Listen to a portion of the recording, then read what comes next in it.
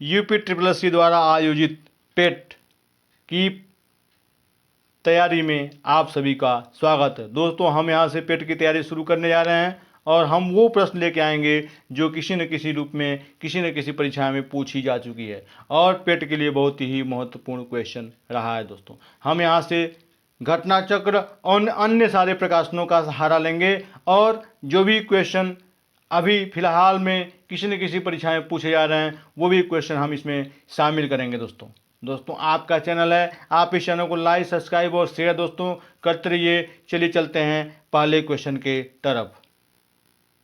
हम सब यहाँ से भारतीय इतिहास, प्राचीन इतिहास के बारे में चलिए सिंधु घाटी सभ्यता से हम यहाँ आगे बढ़ते हैं। दोस्तों, कह रहा है मध्य पाषाण काल में हुआ क्या हुआ, तो पशुपालन का प्रारंभ हमारा हुआ था। अब चलते हैं नेक्स्ट।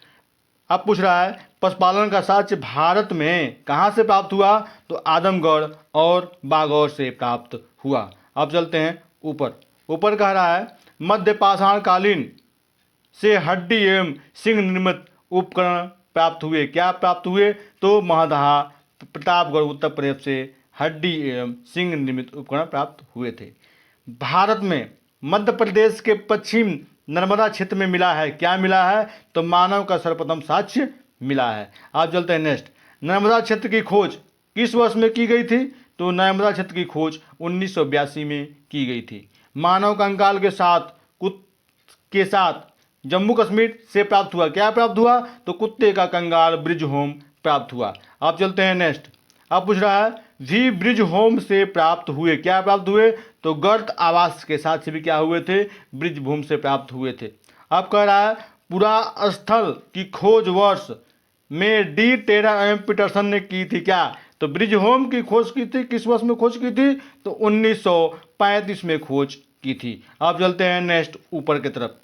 सर्वप्रथम नवपाषाण काल में प्रारंभ हुआ। तो क्या प्रारंभ हुआ, तो खाद्यान्नों का उत्पादन प्रारंभ हुआ था। बलूचिस्तान के कच्छ मैदान स्थित में से सर्वप्रथम प्राचीनतम अस्थायी जीवन से प्रमाण मिले। क्या मिले, तो मेहरगढ़ के प्रमाण मिले थे।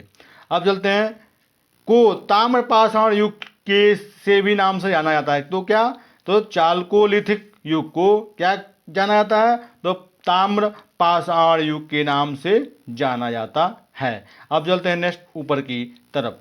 अब कह रहा है मध्य प्रदेश का एक महत्वपूर्ण ताम्रपाषाणिक पुरा स्थल है जो खरगोन जिले में स्थित है।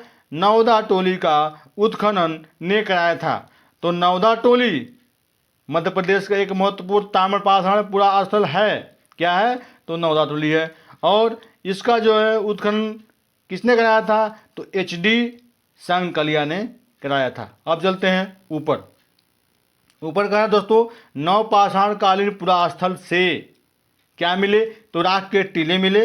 कर्नाटक में मैसूर के पास बेल्लारी जनपद में स्थित संगनकुल्लू नामक स्थान से क्या हुए, प्राप्त हुए थे। कहाँ से प्राप्त हुआ, तो संगनकुल्लू नामक स्थान से प्राप्त हमारा हुआ था। अब चलते हैं ऊपर। गुरुवाणिक, गौरिक, मृदभांड पात्र OCP के साक्ष्य हस्तिनापुर एवं अंतरंजी खेड़ा से प्राप्त हुए हैं। आपसे पूछ सकता है दोस्तों, यहाँ पे क्वेश्चन पूछ सकता है गुरुवाणी, गौरिक, मृदभांड पात्र कहाँ से प्राप्त हुए थे, तो कहाँ से उसके साथ से प्राप्त हुए, तो हस्तिनापुर एवं अंतरजिंग खेड़ा से प्राप्त हमारे हुए थे। भारतीय पुरातत्व सर्वेक्षण किसके अधीन आता है, तो संस्कृत मंत्रालय के अधीन आता है। आपसे क्वेश्चन यहाँ भी बन सकता है कि संस्कृत मंत्रालय के अधीन क्या आता है निम्न में से, उसमें ऑप्शन देगा। तो अगर भारतीय पुरातत्व सर्वेक्षण रहेगा तो वो आपका सही आपका हो जाएगा। अब चलते हैं नेक्स्ट क्वेश्चन को जान लेते हैं। दोस्तों, यहाँ से जो भी क्वेश्चन दिख रहे हैं वो घुमा फिरा के पूछ सकता है। कोई चीज़ आगे कर सकता है, कोई चीज़ पीछे कर सकता है। जैसे कभी भी आपसे पूछ सकता है कि भारतीय पुरातत्व सर्वेक्षण, जैसे आपसे एक क्वेश्चन मान दिया भारतीय पुरातत्व सर्वेक्षण किसके अधीन आता है, तो संस्कृत मंत्रालय के अधीन हमारा आता है। अब एक और क्वेश्चन वहाँ से बनाएगा संस्कृत मंत्रालय के अधीन क्या आता है निम्न में से। अगर वहाँ पे भारतीय पुरातत्व सर्वेक्षण दिया है तो वो भी आपका सही हो जाएगा। इसलिए क्वेश्चन को आप लोग ध्यान से पढ़िए दोस्तों, क्योंकि क्वेश्चन वही गलत होते हैं जो आपको पूर्ण रूप से तैयार होते हैं। इसलिए परीक्षा में जब भी बैठिए तो आप एक क्वेश्चन को 2 बार 3 बार पढ़िए, उसके बाद से कोई ना कोई ट्रिक लगाइए। एकाएक परीक्षा में गए, एकाएक क्वेश्चन सामने आया, भैया ये तो हमें तुरंत आता है, मैं ये हमको आ ही रहा है, 100% आ रहा है। अगर आप जहाँ पे कह दिए कि ये हमारा 100% आ रहा है, तो वो क्वेश्चन आपका गलत होता है, अधिकतम माना गया है। इसलिए आप किसी भी क्वेश्चन को आप 2 बार 3 बार 4 बार पढ़िए, उसके बाद से आप टिक लगाइए। चलिए अब चलते हैं नेक्स्ट क्वेश्चन के तरफ। देखिए यहाँ पे एक बगल दिया गया है, सिंधु घाटी सभ्यता के प्रमुख स्थल एवं उत्खननकर्ता खोजकर्ता के नाम दिया गया है। एक बगल स्थल दिया गया है, उसके खोजकर्ता दिया गया है, और किस वर्ष में खोज हुआ था ये दिया गया है। आप सभी इसको याद रखिएगा दोस्तों। देखिए पहला क्वेश्चन बोला हड़प्पा। हड़प्पा की खोज किसने की थी? तो दयाराम साहनी ने की थी 1921 में। मोहनजोदड़ो राखालदास बनर्जी ने की थी 1922 में। रोपण यज्ञदत्त शर्मा ने की थी 1953 से 1955 तक। अब चलते नेक्स्ट। लोथल SR राव ने की थी 1955 से 1962 तक। अब आ गया दोस्तों दूसरा, ये कह रहा है कालीबंगा, तो अमलानंद घोष 1952। रंगपुर MS वत्स 1935। चन्हूदड़ो NG मजुमदार 1935। सूरजकुंडा JP जोशी 1964। बनावली RA बिष्ट 1974 से 1977। अब चलते नेक्स्ट। आलमगीरपुर यज्ञदत्त शर्मा 1958। आपसे ये क्वेश्चन दोस्तों घुमा सकता है आपको। क्वेश्चन जो कभी बनाएगा तो आपसे बना देगा कि यज्ञदत्त शर्मा कौन थे और इन्होंने कहाँ पर और किसकी खोज की थी। आपसे क्वेश्चन बना देगा कि यज्ञदत्त शर्मा ने किसकी खोज की थी, आपको ऑप्शन दे देगा। तो ये आलमगीरपुर जो है इसका ऑप्शन दे देगा, तो आपको वहाँ पे टिक आपको लगाना पड़ेगा। किस वर्ष में? तो 1958 में। आपको ये चीज़ आपको पूछ सकता है दोस्तों। आपसे एक और क्वेश्चन पूछ सकता है, दयाराम साहनी यहाँ पे दिया है ना, आप दोस्तों दो ध्यान से पढ़िए। यहाँ पे दिया है दयाराम साहनी, दिया है आपका, एक मिनट दोस्तों।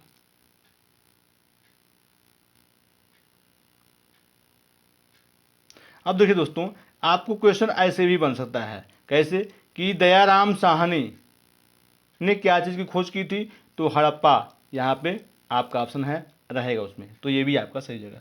तो क्वेश्चन कैसे भी उलाट पुलाट के पूछ सकता है, अतः आपको सभी चीज़ आपको लाइन बाय लाइन आपको याद करनी पड़ेगी दोस्तों। अब चलते हैं नेक्स्ट, समझते हैं। अब दोस्तों है, भारत में सर्वप्रथम 1861 ईस्वी में एलेक्जेंडर कनिंघम को पुरातत्व सर्वेक्षण के रूप में नियुक्त किया गया था। आपसे ये क्वेश्चन यहाँ पे ये क्वेश्चन को पलट सकता है दोस्तों। आपको क्वेश्चन यहाँ पे एक और बना सकता है, क्या कि पुरातत्व सर्वेक्षण के रूप में 1861 में किसको नियुक्त किया गया था?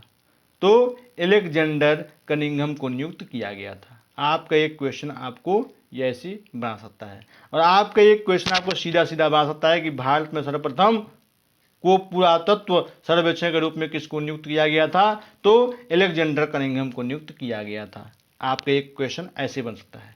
आप चलते हैं नेक्स्ट क्वेश्चन समझते हैं। लॉर्ड कर्जन के समय 1901 में इसे भारतीय पुरातत्व सर्वेक्षण के रूप में केंद्रित कर को इसका प्रथम महानिदेशक बनाया। किसको बनाया गया था? तो जॉन मार्शल को बनाया गया था। यह आपका सही हो गया, ठीक। तो किसके समय में बनाया गया था? तो लॉर्ड कर्जन के समय में। आपसे पूछ सकता है। देखिए यहाँ क्वेश्चन को उलाट पुलाट के कैसे भी आपसे पूछ सकता है। अब चलते हैं नेक्स्ट को समझते हैं। राष्ट्रीय मानव संग्रहालय, जिसका नाम बदलकर कर दिया गया है, भोपाल मध्य प्रदेश में स्थित है। क्या स्थित है? तो इंदिरा गांधी राष्ट्रीय मानव संग्रहालय कर दिया गया है, यह भोपाल के मध्य प्रदेश में स्थित है।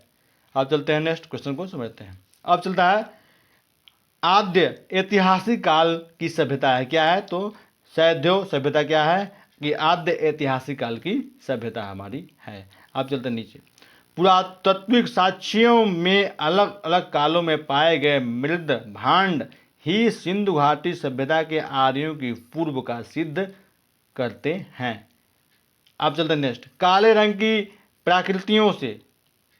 की आकृतियों से जहाँ हड़प्पा सभ्यता की विशेषता है वहीं आर्यों से संबंधित माने गए हैं। तो क्या माने गए हैं? तो धूसर एवं चित्रित धूसर मृदभांड और काले रंग की आकृतियों से क्या माने गए हैं? तो हमारे ये चित्रित लाल मृदभांड हमारे माने गए हैं। ठीक, वहीं हड़प्पा सभ्यता की विशेषता क्या है? तो धूसर एवं चित्रित धूसर मृदभांड हमारे हैं हमारे। अब चलते हैं नेक्स्ट, नीचे समझते हैं। देखिए, हड़प्पा कालीन नदियों के किनारे बसे शहर क्या है, नगर क्या है? ये बहुत बार क्वेश्चन पूछा गया है दोस्तों, और लड़के बार बार इसमें गलती इसमें करते हैं क्योंकि उन्हें सही रूप से क्रम से याद नहीं रहता। इसलिए हड़प्पा का कहाँ है? तो रावी है। मोहनजोदड़ो सिंधु है। रोपड़ क्या है? सतलज है। और कालीबंगा कहाँ है? घग्घर है। लोथल कहाँ है? भुगवा है। और सुत का गेंडोर कहाँ है? तो दास्क में है। अब चलते हैं नेक्स्ट। अब नेक्स्ट क्या कह रहा है?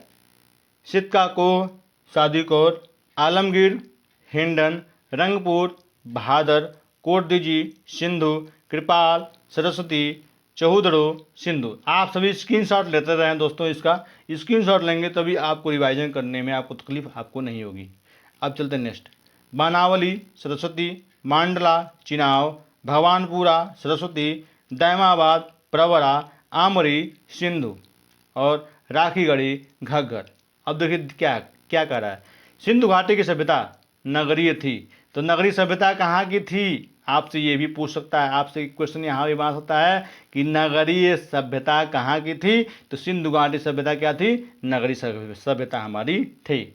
जबकि वैदिक सभ्यता क्या थी? ग्रामीण थी। आपको यहाँ से भी पूछ सकता है, तो ग्रामीण सभ्यता कहाँ की थी? तो वैदिक सभ्यता जो थी वो ग्रामीण सभ्यता थी। और नगरीय सभ्यता कहाँ की थी? तो सिंधु घाटी सभ्यता थी। अब चलते हैं नेक्स्ट क्वेश्चन के तरफ।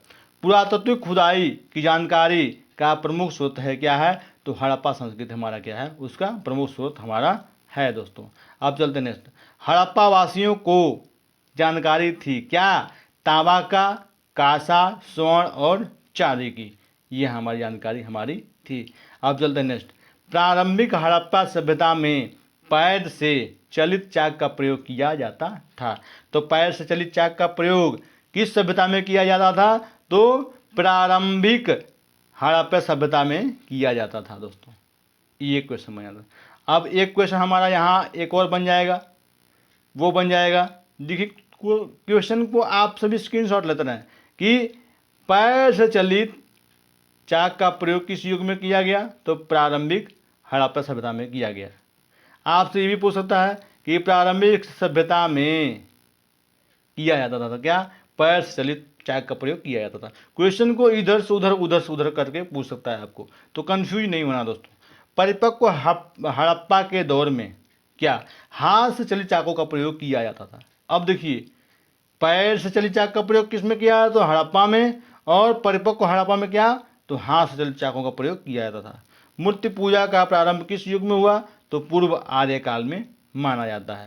हड़प्पा संस्कृति की मुहरों एवं टेराकोटा कलाकृतियों में गाय का चित्रण नहीं मिला, जबकि हाथी, गैंडा, बाघ, हिरण, भेड़ा आदि का अंकन मिलता है।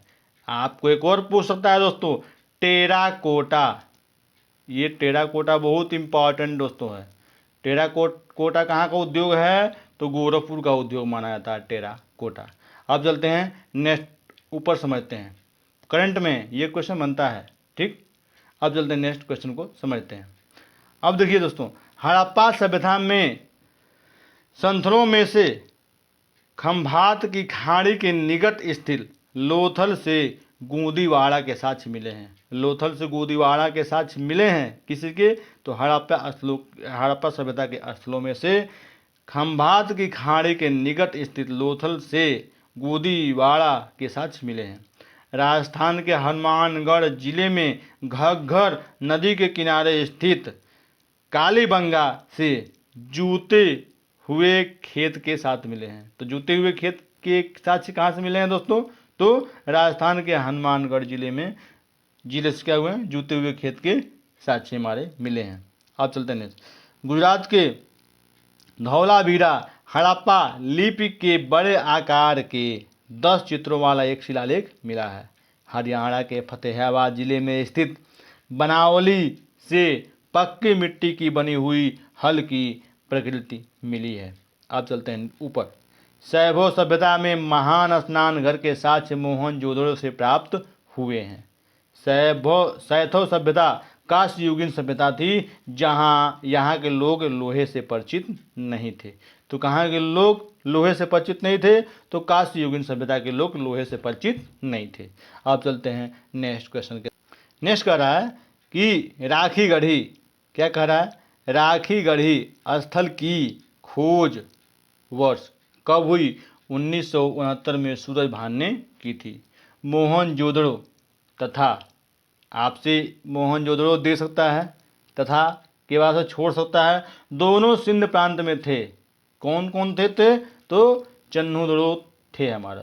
सूरज कोटद गुजरात में स्थित है। तो सूरज कोटद कहाँ पे स्थित है? तो गुजरात में स्थित है। दोस्तों यहाँ पे हमारे 3 प्रश्न तैयार हो गए। तो मोहनजोदड़ो तथा चन्हूदड़ो दोनों कहाँ के हैं? तो सिंध प्रांत में हैं। और सूरकोटद कहाँ पे है? तो गुजरात में स्थित है। अब चलते हैं ऊपर की तरफ। रंगपुर गुजरात के, अब कह रहा है कि रंगपुर गुजरात के कठिवाड़ा प्रायद्वीप में मादर नदी के पास स्थित है। आपका एक क्वेश्चन आपका बन सकता है, मादर नदी के पास क्या स्थित है? तो रंगपुर गुजरात में काठीवाड़ा प्रायद्वीप। ओके, यहाँ से आप दोस्तों कंफ्यूज मत होइएगा। अब देखिए, गुजरात के सौराष्ट्र क्षेत्र में है, क्या है? तो रंगपुर क्या है? गुजरात के सौराष्ट्र क्षेत्र में हमारा स्थित है। रंगपुर में क्या मिले हैं? तो धान की भूसी के ढेर मिले हैं। तो रंगपुर में क्या मिले हैं? तो धान की भूसी के ढेर मिले हैं। आपसे पूछ सकता है कि धान की भूसी के ढेर कहाँ मिले हैं? तो हमारे रंगपुर हमारे मिले हैं। अब चलते हैं नेक्स्ट, रंगपुर में मिले हैं।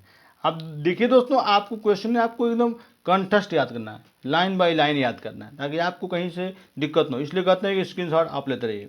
रंगपुर की खुदाई वर्ष 1953 से 1954 में शिकारीपुरा रंगनाथ राव द्वारा की गई थी। आप चलते हैं नेक्स्ट। हड़प्पा और उत्तर हड़प्पा कालीन सभ्यता के साक्ष्य मिले हैं। रंगपुर में कच्ची ईंट के दुर्ग, नालियां, मृद भांड मिले हैं। दोस्तों इतिहास देखा जाए तो कठिन तो है, लेकिन जब बार बार हम प्रयास करेंगे तो इतिहास हमें आएगा ही आएगा। दोस्तों इतिहास भागने वाला कहीं नहीं है। कई दोस्त हमें कहते हैं कि इतिहास नहीं याद कर पाते हैं। तो इतिहास याद नहीं, इतिहास समझने वाली चीज़ है। आप समझेंगे तभी आपको याद होगा। इतिहास समझने वाली क्यों चीज़ है? आपके जीवन में जितनी भी चीज़ें बीती हुई हैं वो सभी क्या है? इतिहास आपकी बन गई हैं। तो क्या आपने उन सभी को याद किया है? आपके दिमाग में वही चीज़ें घुसती हैं जो आपके द्वारा घटित हुई हैं, आप उसको दिल में बैठा लेते हैं, वही आपको याद आपको रहता है।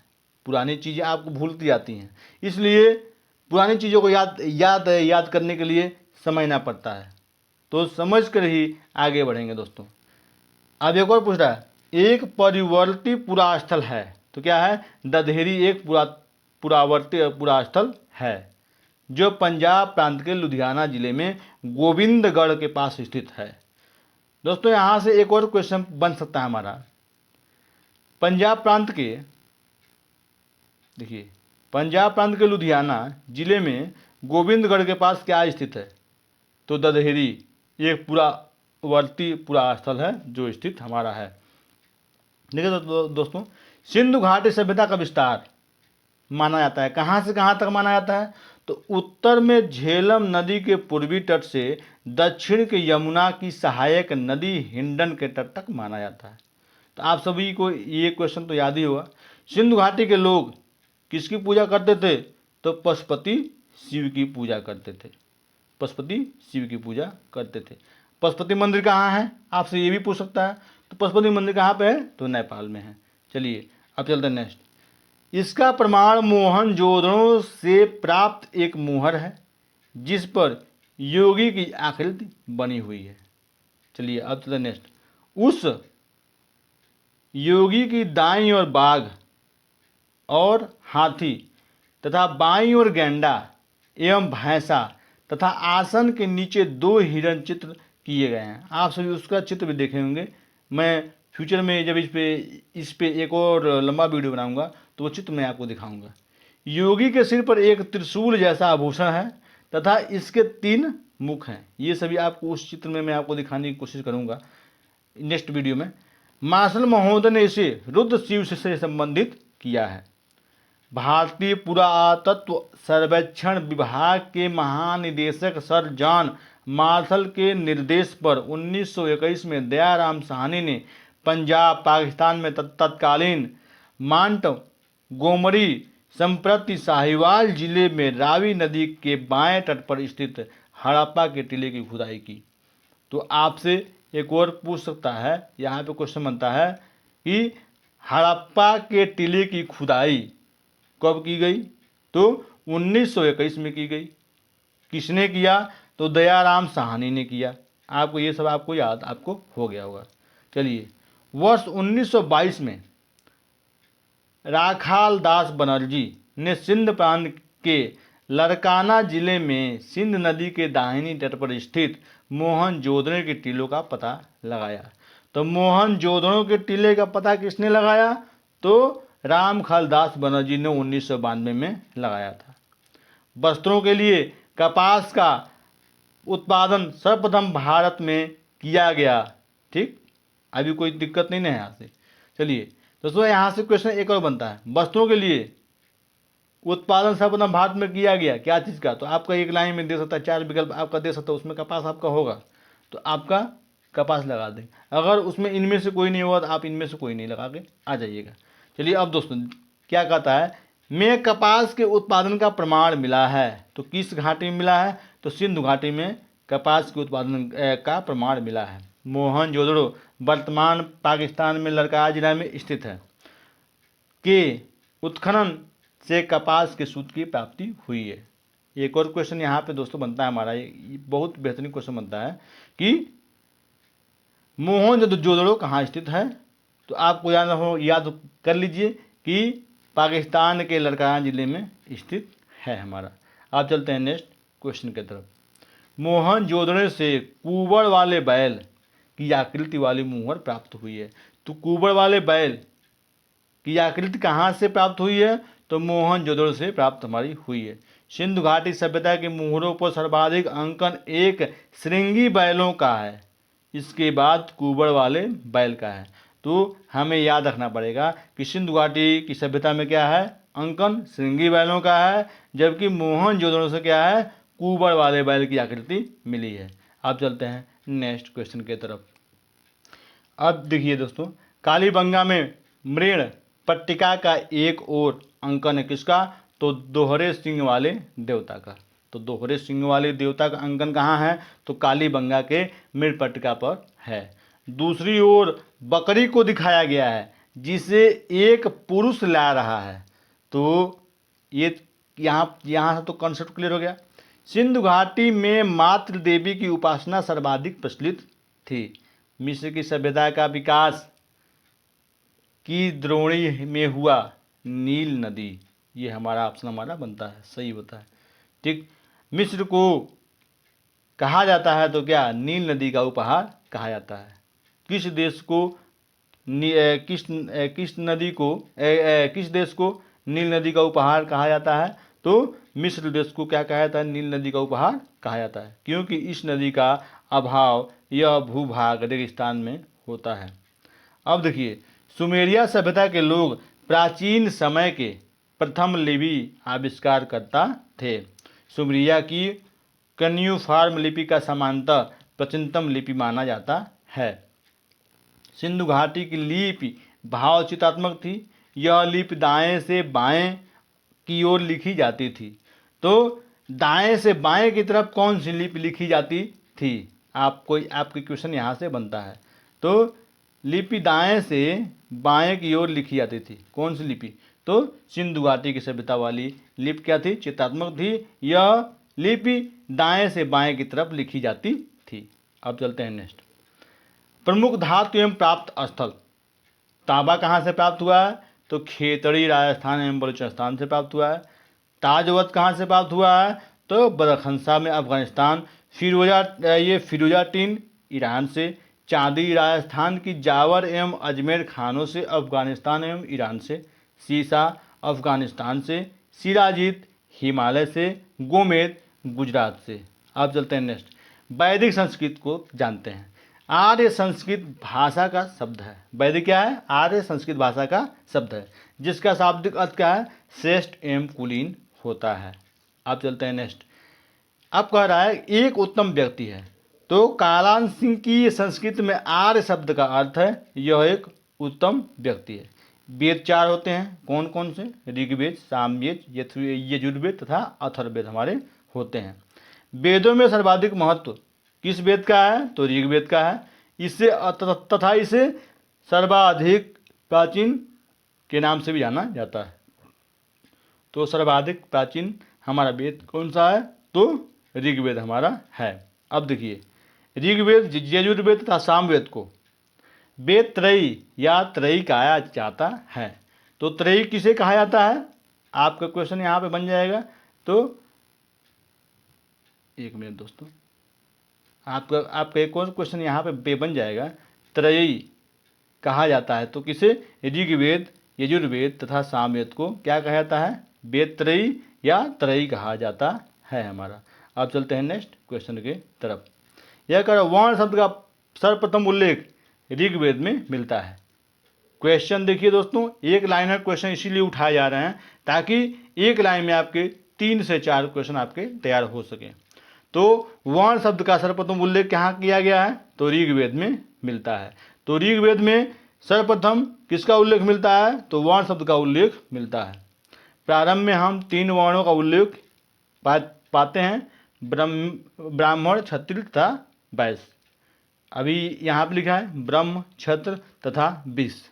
अब चलते हैं आगे, चलते हैं ऋग्वेद में 10वें मंडल के पुरुष सूक्त में सर्वप्रथम क्षुद्र शब्द मिलता है हमारा। तो क्षुद्र शब्द का प्रयोग कहाँ मिलता है? तो ऋग्वेद के 10वें मंडल के पुरुष सूक्त में सर्वप्रथम यह हमारा मिलता है। अब चलते हैं नेक्स्ट क्वेश्चन के तरफ। अब देखिए, यहाँ चारों वर्णों की उत्पत्ति एक विराट पुरुष के विभिन्न अंगों से बताई गई है। आप विराट रूप देखे भी होंगे, ठीक, जहाँ पे ब्राह्मण, क्षत्रिय, वैश्य, शूद्र की उत्पत्ति कहाँ से हुई है, ये सब आपने देखा होगा। एक बहुत बड़ा विराट पुरुष के बारे में बताया गया है। अथर्ववेद में औषधियों का वर्णन है। तो औषधियों का वर्णन किस वेद में है? तो अथर्ववेद में क्या है? औषधियों का वर्णन हमारा है।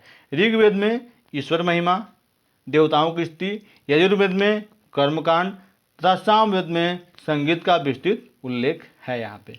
दोस्तों अब आप सभी देख रहे होंगे, आपसे पूछ सकता है वहाँ पे सामवेद में किसका विस्तृत वर्णन है? तो संगीत का वर्णन है। तो ऋग्वेद में किसका है? तो ईश्वर की महिमा का उल्लेख है। यजुर्वेद में कर्मकांड का, और औषधियों का कहाँ वर्णन है? तो अथर्ववेद में वर्णन हमारा है। अब चलते नेक्स्ट, ऋग्वेद में स्तोत्र एवं प्रार्थनाएं कितनी हैं? तो 1028 सूक्त हैं।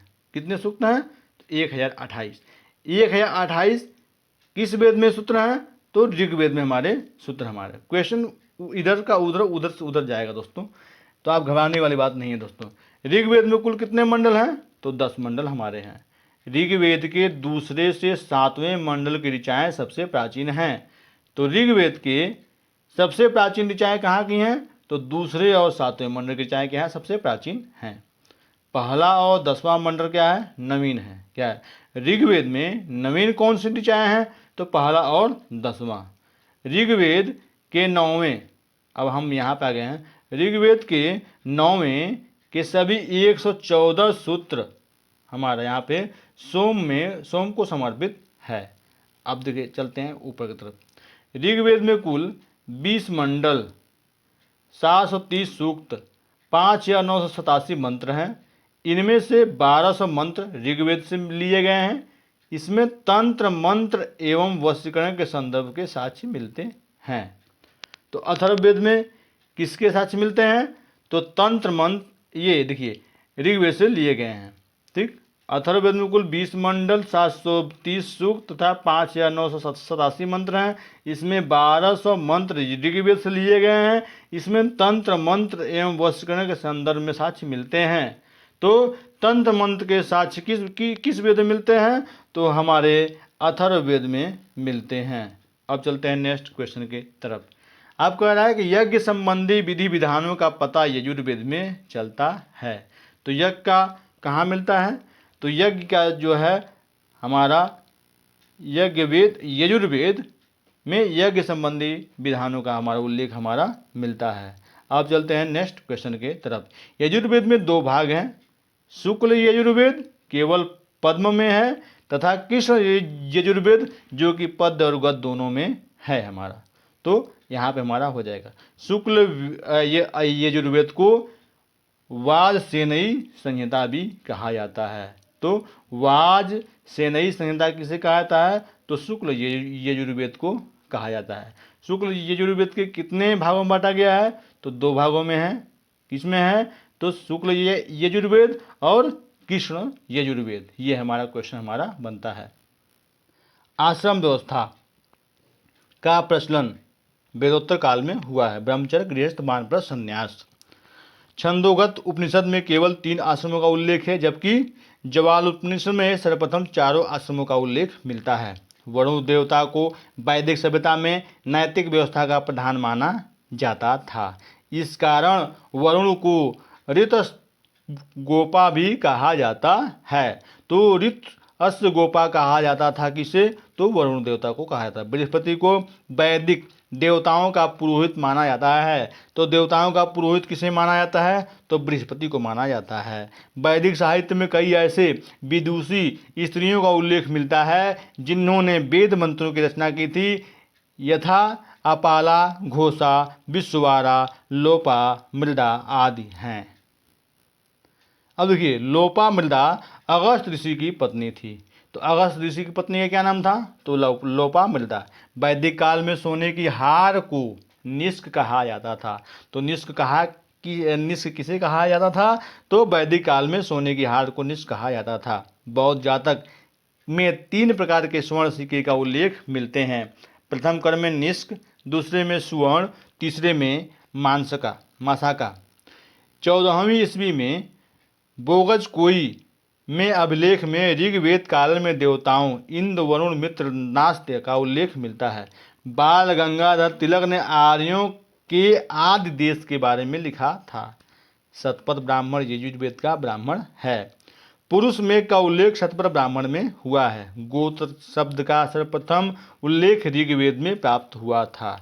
ऋग्वेद काल में यज्ञ की प्रधानता थी।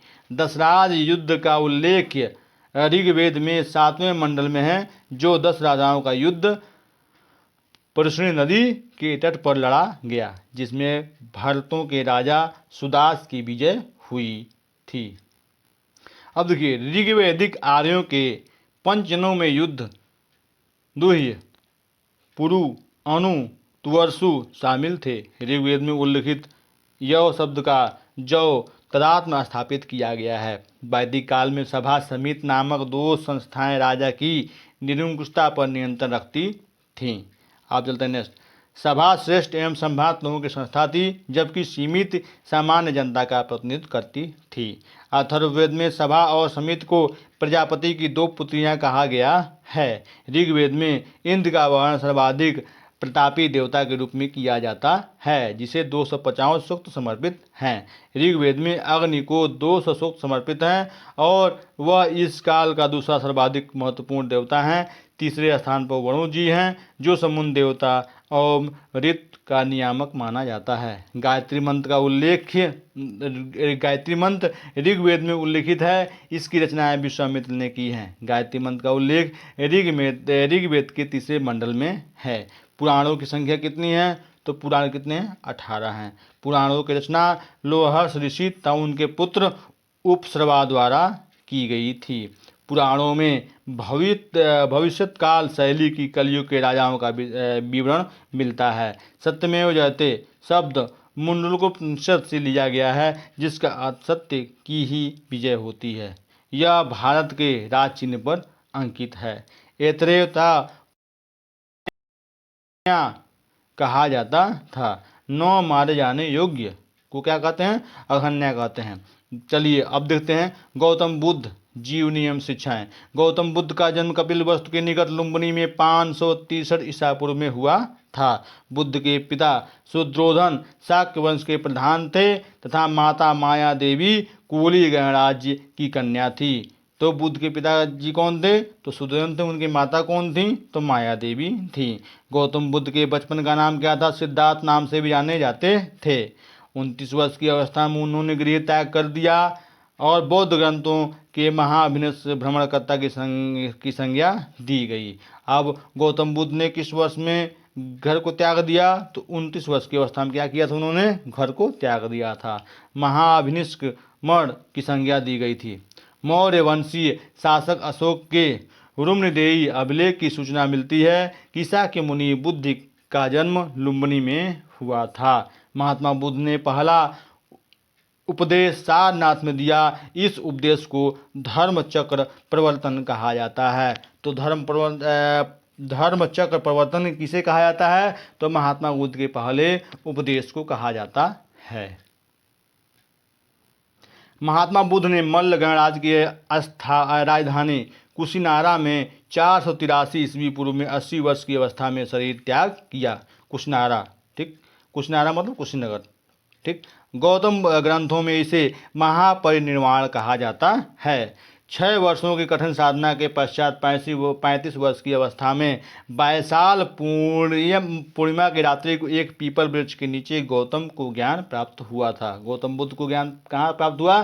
तो एक पीपल के पेड़ के नीचे प्राप्त हुआ। ज्ञान की प्राप्ति के बाद वह बुद्ध कहलाए। बुद्ध कब कहलाए? तो ज्ञान के बाद। बुद्ध की सबसे अधिक शिष्य कोसल राज्य के हुए थे। महात्मा बुद्ध वत्स राज्य उदयन के शासनकाल में कौशाम्बी आए थे। प्रथम बौद्ध संगीत, बहुत ही इंपॉर्टेंट क्वेश्चन है दोस्तों। प्रथम बौद्ध संगीत बुद्ध की मृत्यु के तत्पश्चात बाद राजगृह में सप्तपर्णी गुफा में हुई थी। तो प्रथम बौद्ध संगीत कहाँ हुई थी? तो राजगृह की सप्तपर्णी गुफा में हुई थी। अज्ञात शत्रु महात्मा बुद्ध के समकालीन शासक थे। प्रथम बौद्ध संगीत की अध्यक्षता महाकश्यप ने की थी। द्वितीय बौद्ध संगीत का आयोजन कालाशोक के शासनकाल में बुद्ध की मृत्यु के 100 वर्ष के बाद वैशाली में किया गया। तृतीय बौद्ध संगीत मौर्य सम्राट अशोक के शासनकाल में पाटलिपुत्र में हुई थी। मोंगलपुत्र तिस्य तृतीय बौद्ध संगीत के अध्यक्ष थे। चतुर्थ बौद्ध संगीत कनिष्क के शासनकाल में कुंडलवन में संपन्न हुआ। इसकी अध्यक्षता वसुमित्र एवं उपाध्यक्ष कौन थे? अश्वघोष ने की थी। देवदत्त बुद्ध के चचेरे भाई थे। ये देखिए दोस्तों बौद्ध सभाएं, आप सभी इसकी शॉर्ट आप एक बार ले लीजिए। प्रथम बौद्ध 478 ईसा राजगृह महाकश्यप अज्ञात शत्रु। द्वितीय 383 ईसा वैशाली सबुकाशी कालाशोक। अब देखिए नीचे आइए। तृतीय बौद्ध 227 ईसा पूर्व पाटलिपुत्र मोंगलीपुत्र तिस्क अशोक। चतुर्थ बौद्ध संगीत ईस्वी की प्रथम शताब्दी कुंडलवन वसुमित्र कनिष्क। देवदत्त पहले उनका अनुगत बना और फिर उनका विरोधी बन गया। सर्वप्रथम बुद्ध ने जिन 4 आर्य सत्यों का उपदेश दिया वे इस प्रकार हैं: दुख समुदाय, दुख निरोध तथा दुख निरोधगामिनी प्रतिपदा। दोस्तों अब इसके साथ हम लोग अपना पहला भाग खत्म करते हैं। दूसरे भाग में हम जल्दी हाजिर होंगे दोस्तों। तो चैनल को अगर लाइक नहीं किया तो लाइक कीजिए, शेयर कीजिए और सब्सक्राइब करते रहिए दोस्तों।